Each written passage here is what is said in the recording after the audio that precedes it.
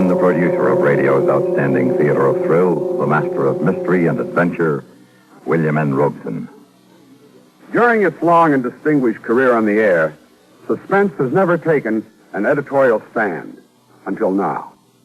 Now we state unequivocally that this program is against murder. Oh, we play around with the more titillating and entertaining aspects of murder from time to time, but fundamentally, we're against it, as a personal, national, or international policy.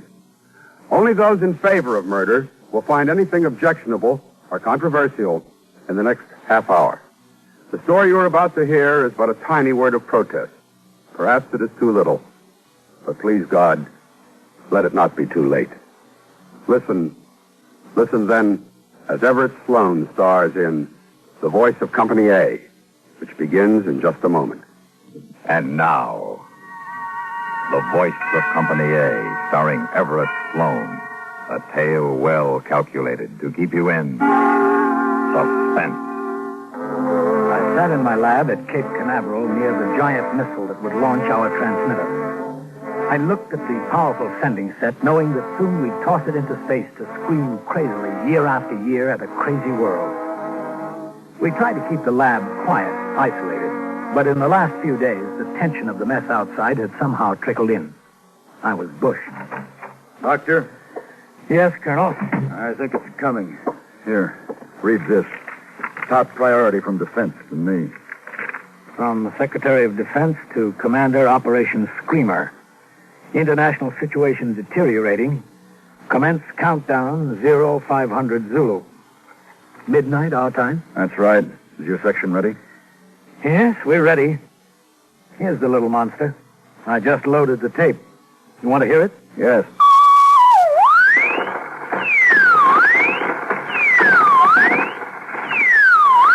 Oh, brother. Yes, when we get all 6 of these in orbit, you might as well throw away your radio and TV. This is all you'll hear. But this is what we wanted. Turn it off. Okay. Well, I guess we can do without the soap operas if it jams their military frequencies. The soap operas will lose their audience anyway when the ballistic missiles hit. You know, this thing will probably survive us, Colonel. You ever think of that? Screaming away up there when there's nobody left to hear it? It's kind of funny in a way. George, you're tired. Were you in London, Colonel, in World War II? No. Burma. Why? I was in London when the V-2s first hit. 2nd Louis, Company A, 16th Infantry. I was on a 72-hour pass with some of my guys. We thought the V-2s were the last word, Colonel. A regular bomb you could hear coming. You had somebody to be sore at that last few seconds. Some pilot risked his tail to drop it anyway. Somebody up there hated you. At least you knew that. It wasn't humane, but at least it was human. But a V-2, Colonel, it goes so fast you don't hear it. And there's nobody to hate except some guy sitting at a control panel a couple 100 miles away. And now we've got ICBMs, 5,000 miles through space. Oh, yes. We've come a long way. A long way. Yes. Well, I'll report that we're ready. The colonel looked at me strangely as he left. I knew he thought I was cracking. And maybe he was right. Almost hating to do it, I flicked on the radio, knowing what I'd hear. Military classes under the age of 50 were called to the colors in France today.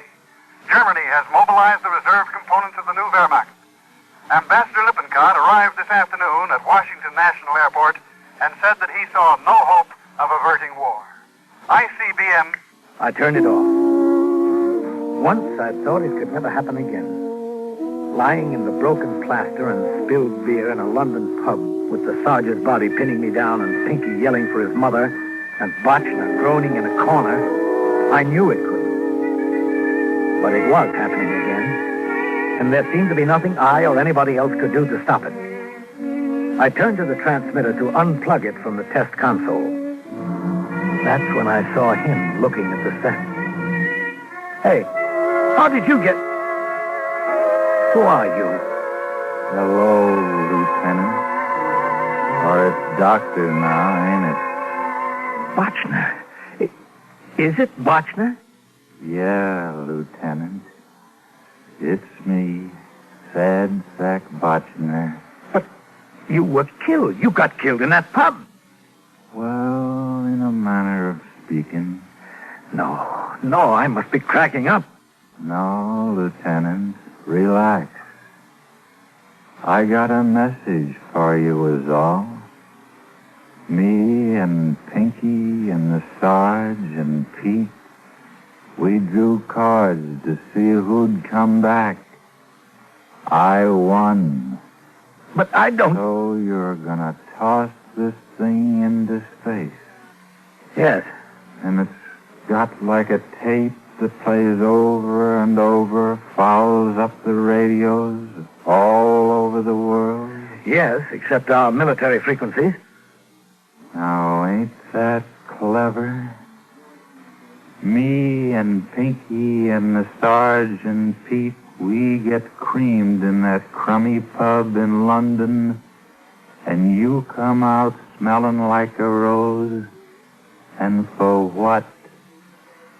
So you can figure out something like this? Now, look, Bochner, it wasn't only me, the Defense Department and the... Yeah, I know. I've been down that road, Lieutenant. Well, me and Pinky and the Sarge and Pete figure you ought to put something better than what you got on that tape before it's too late.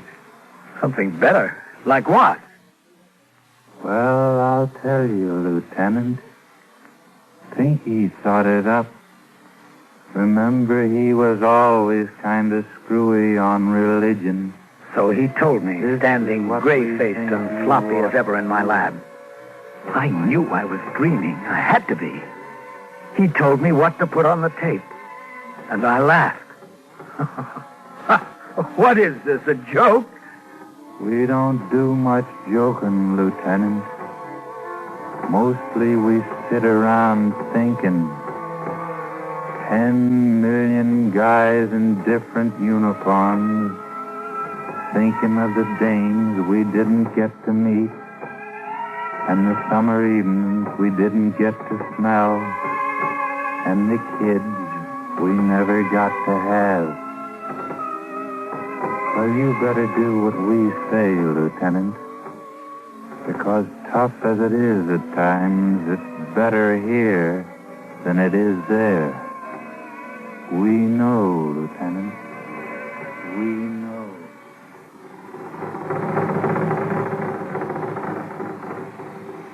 In a moment, we continue with the second act of Suspense. And now, starring Everett Sloane, Act 2 of The Voice of Company A. I sat for a long time wondering if I'd really seen Bochner, wondering if I was losing my mind. And this idea of Pinky's, or whoever it was, it was crazy. But I knew suddenly that I had to try it. I had to try it, but I had to move fast. Once the installation crew arrived to pick up the jammer, it'd be too late. There were almost 100 technicians working in my section. Like any group of Americans, they came from every background. Some, like von Terhoff, were newly naturalized citizens. I buzzed my secretary on the intercom. Yes, Doctor. Get von Terhoff up here right away, Carolyn. And, Pierre Duval, he speaks French, doesn't he? Yes. And that new technician, Barbara Chang, does she speak Chinese? Yes, I think so. Why? Send her up. Who speaks Russian? Russian? Why, I don't know. Poznansky. A lot of Poles know Russian. Send him in, too. And, Carolyn. Yes, Doctor. I want to see them one at a time. It was easy with Duval and Poznansky. They accepted my story without a question. But von Terhoff looked at me strangely. I did not know you were a religious man here, Doctor. You say that this is for your minister? Yes, it's just an idea he had for next Sunday's sermon, Von. If you'll just speak into the mic. Well, it seems to me a strange time to... Well, it'll only take a minute. All right. Ready? Ready. Du sollst dich töten. The pretty Chinese microwave expert was so enthusiastic, I hated myself when I lied to her. I hadn't been to church since World War II. He couldn't matter to his congregation, Doctor, but A native Chinese wouldn't understand the religious significance. Well, why not? Well, Confucius put it another way. Well, recite that then. Wun hui jogi sigogin yeloi wayi go dagani dasi guago gini. When she left, I held the mic in my hand for a long while. Finally, feeling strangely humble, I recorded the English version myself. When I was through, I spliced the tape into a loop like the jamming tape so that it would repeat over and over, year after year. I took the jamming tape out of the transmitter and started to put in my new one. Was I crazy? Then I remembered the twisted bodies in the London pub, and Pinky and the Sergeant Pete, and of course, Sad Sack Botchner. They seemed suddenly very close. I finished. The installation crew arrived and took the transmitter away, and soon it was midnight and the countdown began. 30 minutes. Authorized personnel. My launching station was in the blockhouse, but if I got there too soon, I'd have to ground test the screamer, and the colonel would learn what was on the tape. And if I didn't get there at all, they might not launch. So I waited and waited, watching through the lab window while the last man left the missile gleaming in the Florida moonlight. It was the longest half hour in my life. T-minus 3 minutes, 30 seconds. They were looking for me now. It was time to go. Running across the sand, I looked up at the missile. There, high in the nose, rode the sphere that carried the jammer. T-minus 2 minutes. Condition red. Had I cut it too close? As I reached the concrete blockhouse, the missile seemed to be straining at an invisible leash. Vapor from its liquid oxygen was curling about its base. T-minus 1 minute. Hey! 59. Hey, let me in! It's Dr. Griggs! 56. I looked again at the huge rocket. I could hear the pumps beginning to deliver fuel to the nozzle. In less than a minute, 250,000 pounds of fiery thrust would blast the area, and I'd shrivel like an ant on a hot coal. Hey! Hey! 41. Dr. Griggs, holy cow, now get in here! 38. 37. Where's the colonel? Right here. Where have you been? This thing hasn't been ground tested. Well, it isn't necessary. It'll transmit. Countdown procedure says do it, we'll do it. Now move, Doctor. But I checked it on the console. I tell you, it'll transmit. I want to hear that signal. It'll work, I tell you. Oh, help me, Doctor. If you don't get going, I'll stop the launch. Now tune it in. 19. I had to do it. 17. As slowly as I could, I twisted the knobs on the test receiver. 12. 11. 10. Result is 9. certain. 8. The result is certain. What's that? What's going on? The colonel lunged for the panic button that would stop the launch. I grabbed his arm. You let me go.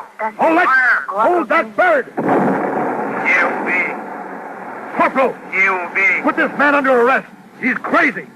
Or he's an enemy spy. Thou shalt not kill. Thou shalt not kill. Who is the enemy, Colonel? Who is the enemy?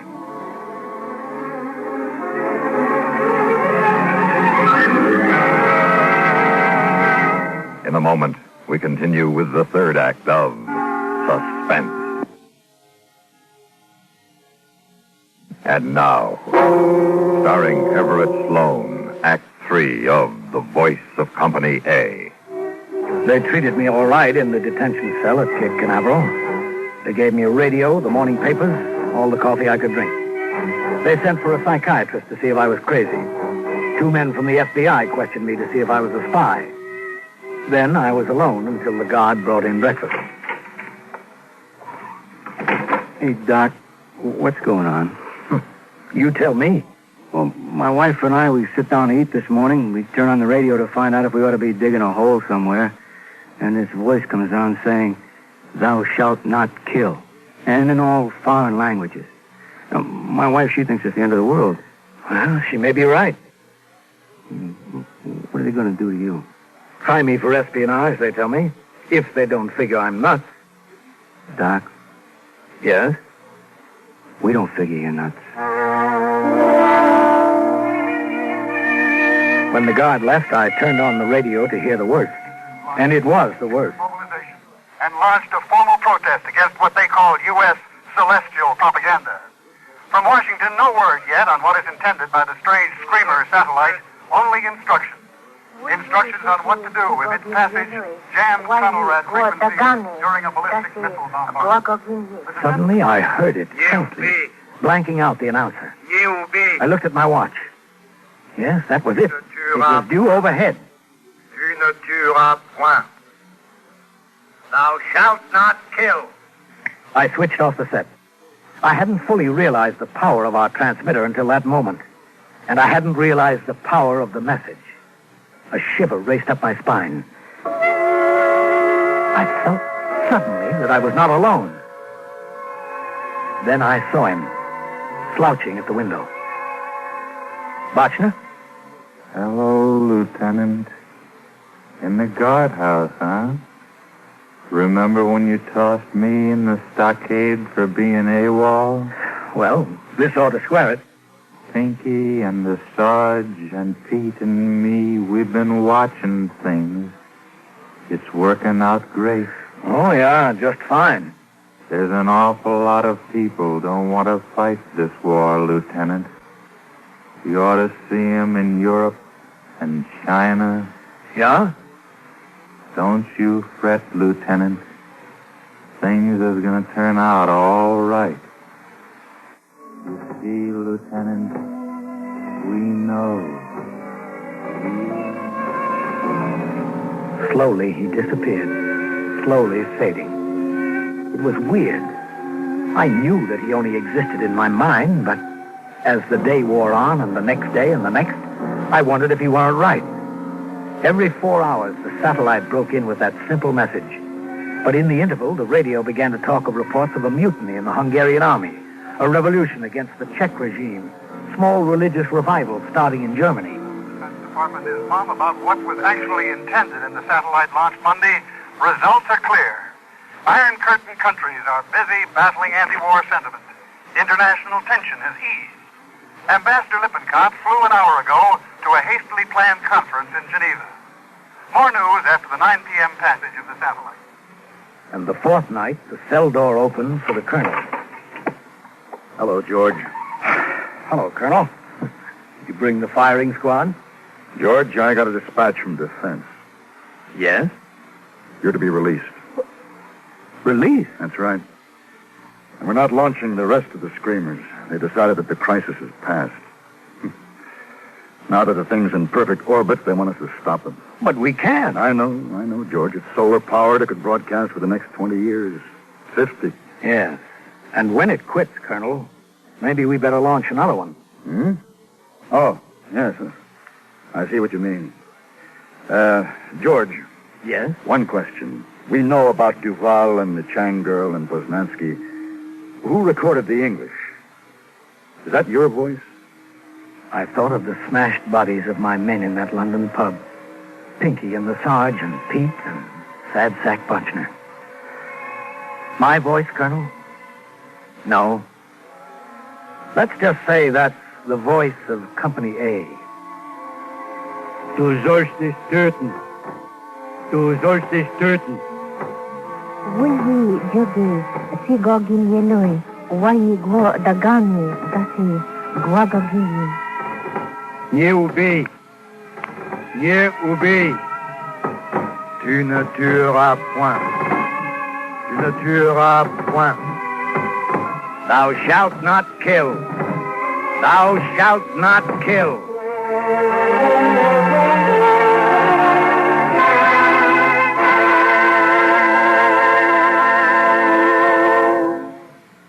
Suspense, in which Everett Sloane starred in William N. Robeson's production of The Voice of Company A by Michael Frost. In just a moment, the names of the supporting players and a word about next week's story of Suspense. Supporting Everett Sloane in The Voice of Company A were Lillian Bayef, John Daner, Barney Phillips, Jack Crucian, and Sam Pierce. Listen. Listen again next week when we return with the Diary of Sophronia Winters, starring Mercedes McCambridge. Another tale well calculated to keep you in suspense.